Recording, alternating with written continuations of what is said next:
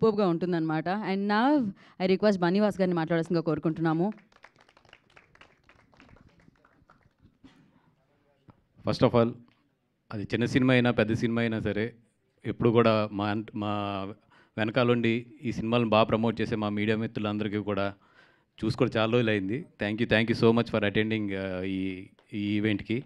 And yes, నేను ఈ సినిమాకి ఫస్ట్ ఆఫ్ ఆల్ నేను థ్యాంక్స్ చెప్పాల్సింది సాయి అండ్ మా ఆదిత్య. వాళ్ళిద్దరికి ఏంటంటే ఒక మంచి కంటెంట్ వాసు గారి దగ్గర తీసుకెళ్తే డెఫినెట్గా ఆయన చూసి బాగా ఎంకరేజ్ చేస్తాడని చెప్పి ఫస్ట్ నమ్మింది వాళ్ళిద్దరూ నన్ను. So thank you so much for Aditya and Sai.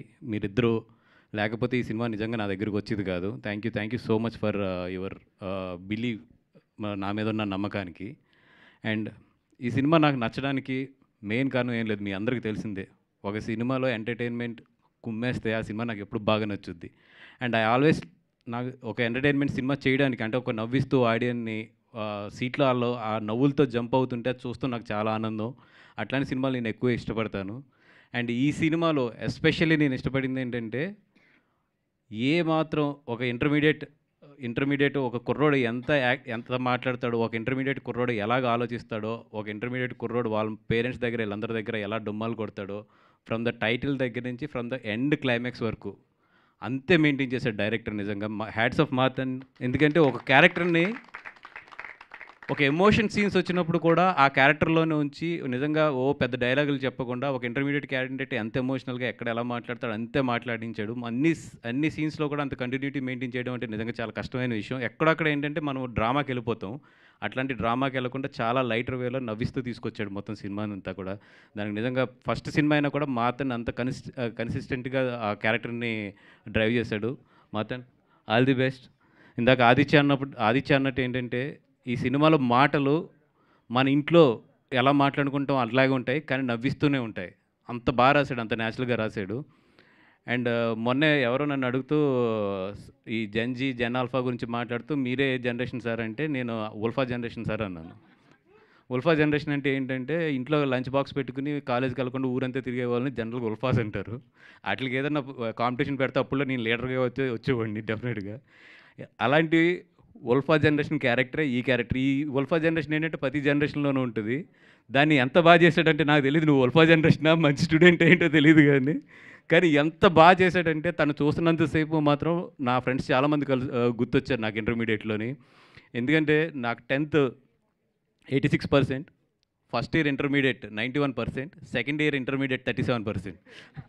అంటే ఆ ఫస్ట్ ఇయర్ నుంచి సెకండ్ ఇయర్కి వెళ్ళే లోపే మొత్తం జనరేషన్స్ కానీ ఇవన్నీ కూడా మారుతాయి జనాలకి. అండ్ అక్కడ ఎట్లాంటివి జరుగుతాయి, ఎట్లాంటి ఒక మనిషి మైండ్ సెట్ ఎట్లా మారుతుంది అనేది చాలా బాగా తెలుసు.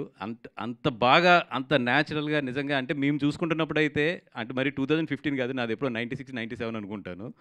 ఆ టైంలో మేము అంటే ఎంసెట్ ఎగ్జామ్కి వెళ్ళి లైన్ ఎక్కువ ఉందని చెప్పి థియేటర్కి వెళ్ళిపోయిన క్యాండిడేట్ని నేను. అట్లాంటి నాకు ఈ సినిమా చూస్తున్నప్పుడు ఏంటంటే పక్కా నిజంగా ఏంటంటే, మనం ఆ రోజులు ఇలాగే చేసేవాళ్ళం కదా అనేది ఎన్నిసార్లు అనిపించిందంటే, అందుకే నేను నవ్వుతున్నాను మొత్తం ప్రివ్యూ చూస్తున్నంతసేపు. ఎందుకంటే ఒకటే ఏంటంటే, నాకు నా ఫ్రెండ్స్ అందరూ గుర్తొస్తున్నారు ఆ సినిమా చూస్తుంటే. అవును, ఈడి క్యారెక్టర్ ఇది కదా, ఆడి క్యారెక్టర్ అది కదా అని చెప్పి. ఒక 3-4 చోట్లయితే నేను చెప్తున్నాను కదా, థియేటర్ డెఫినెట్గా నవ్వుతూ సీట్లోంచి ఒక్కళ్ళిద్దరన్నా కింద పడతారు థియేటర్లో అయితే. అదైతే నేను ఈ సినిమా నుంచి గ్యారంటీ ఇస్తా. సెప్టెంబర్ 12th వస్తుంది సినిమా. మంచి అంటే డెఫినెట్గా మంచి డేట్ అది. నిజంగా ఇంటర్మీడియట్ స్టూడెంట్స్ అందరికీ నేను చెప్పాను ముందు 3 రోజుల నుంచి కూడా ఫ్రీగా వేసేసండి ఇంటర్మీడియట్ స్టూడెంట్స్కి అని చెప్పి ఒక 2-3 షోలు వేసి వాళ్ళు. ఎందుకంటే ఇది ఏదైతే సోషల్ మీడియా ఇన్ఫ్లుయెన్సర్స్ ఉంటారో మీ అందరికీ సూపర్ కంటెంట్ దొరుకుతుంది, రండి. ఎందుకంటే ఎవ్రీ డైలాగ్ దీంట్లో మీరు క్లిప్ వేసుకునే డైలాగే చెప్తున్నారు కదా. చక్కగా రండి, అందరూ బాగా ఎంజాయ్ చేయండి. అండ్ టెక్నికల్ టీం మొత్తం, అంటే ఇప్పుడు పేరు చెప్తే చాలా టైం పడుతుంది కాబట్టి నెక్స్ట్ ఇంకా ఫంక్షన్స్ ఉన్నాయి కాబట్టి మాట్లాడతాను. మీ అందరికీ కూడా, అందరు youngsters, super youngsters. And film కూడా అంతే యంగ్గా ఉంది. ఇట్లాంటి మంచి ఫిలిం నేను డిస్ట్రిబ్యూట్ చేస్తున్నందుకు కానీ, నేను థియేటర్స్లోకి తీసుకెళ్తాను కానీ నిజంగా నాకు చాలా గర్వంగా ఉంది. అండ్ మౌలి, ఆయనతో నీ యాక్టింగ్ అయితే నేను ఫిదా అయిపోయా. ఎన్నిసార్లు చెప్పాను అడుగు మన వీళ్ళకి. అండ్ ఎప్పుడు నేను కలిసి అప్రిషియేట్ చేయడం కుదరలేదు నాకు. చాలా న్యాచురల్గా చేస్తావు, ఒక పక్కింటి అమ్మాయి కింద ఉంటావు, అంత న్యాచురల్గా ఉంటుంది. Shivani, all the best. అలాగే వంశీ, నేను ఎప్పుడు ఒక సినిమా చూసి మేము డిస్ట్రిబ్యూట్ చేసినా కూడా ఇప్పుడు కొంచెం ఫెయిల్ అవ్వలేదు. 2018 అవ్వచ్చు, లేదా మన పొలిమేర అవ్వచ్చు, కా అవ్వచ్చు, లేక కమిటీ కుర్రోళ్ళు అవ్వచ్చు, ఇద్దరం కలిసి చేసిన ఈ 4 సినిమాలు కూడా మీకు బాక్స్ ఆఫీస్ దగ్గర ఎట్లాంటి పెర్ఫార్మెన్స్ చేసినాయో తెలుసు. మళ్ళీ ఇద్దరం కలిసి చేస్తున్న 5వ సినిమా ఇది. సో డెఫినెట్గా మా జడ్జిమెంట్ ఎప్పుడు కూడా ఇంకా ఆ జడ్జిమెంట్ ఉందనే నమ్ముకుంటాం. మా ఇద్దరం ఇంకా మా జడ్జిమెంట్ రాంగ్ అవ్వదు, ఎట్లాంటి స్టేట్మెంట్లు ఇవ్వను, కానీ ఎందుకంటే రికార్డెడ్గా ఉంటాయి ఇవన్నీ. ఇంకా అదైతే ఉందని తెలుసు నాకు జడ్జిమెంట్. సో డెఫినెట్గా ఈ సినిమా అయితే మాత్రం డబ్బులు ఎంత వస్తాయి ఇవన్నీ పక్కన పెడితే మా మీద ఉన్న నమ్మకం మాత్రం మీకైతే ఫెయిల్ అవుతుంది థియేటర్లోని. రండి, చక్కగా నవ్వించి పంపిస్తాం. హ్యాపీగా ఫ్యామిలీతో వచ్చి నవ్వుకుని వెళ్ళండి. ఎంత నవ్విస్తామంటే మీ పొట్టలు పగిలిపోయేంత నవ్విస్తాం. పేరుకి ఇది లిటిల్ హార్ట్స్ అనే టైటిల్ అవ్వచ్చు, కానీ మీ పొట్టలు మాత్రం గట్టిగా గుద్దేసే హార్ట్స్ ఇవి. రండి అక్క. Thank you so much. Thank you Banivas గారు, థ్యాంక్ యూ సో మచ్.